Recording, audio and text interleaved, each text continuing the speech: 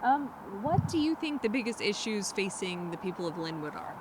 Well, it always moves on as we go through time, but right now the most important thing is public safety.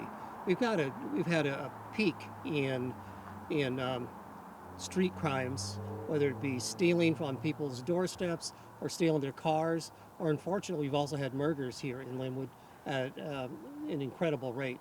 What we need to do is start by getting the people that are on the street off the drugs that they're on, and then after they're off the drugs, we get them into housing immediately. And that's the first step in order to be able to make Linwood a safer place like it used to be. Yeah. And then my last question for you is, in office, what do you plan to do or keep doing about property crime, drugs, and homelessness? That's what people we spoke with said were their top issues. Well, there's two things that I've done this last year, as a matter of fact. In fact, I had a meeting with the police chief yesterday with one of our constituents. It had nothing to do with our interview.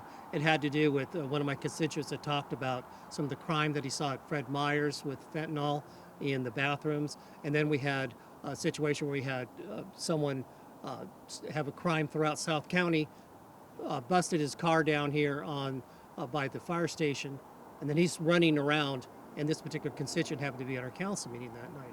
So we met with the police chief yesterday and went over a lot of ideas of what the police department is doing in order to help with these crimes. And I wanted to make sure that he had my support and the council support.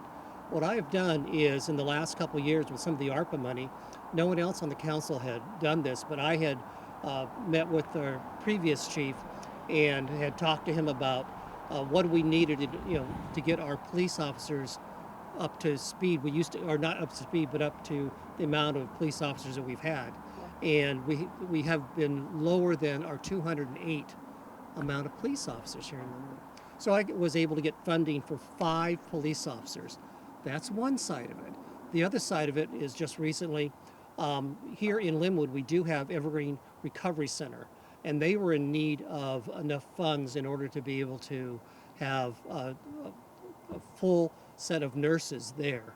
So, and they're a recovery center, and so I was able to get $250,000 of ARPA money in order to push towards that, and that got passed unanimously.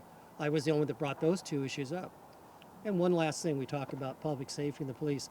I've known this new police chief since he was a cadet here in Lynnwood. So we have a history going back from when he used to come to my house delivering our weekly packet.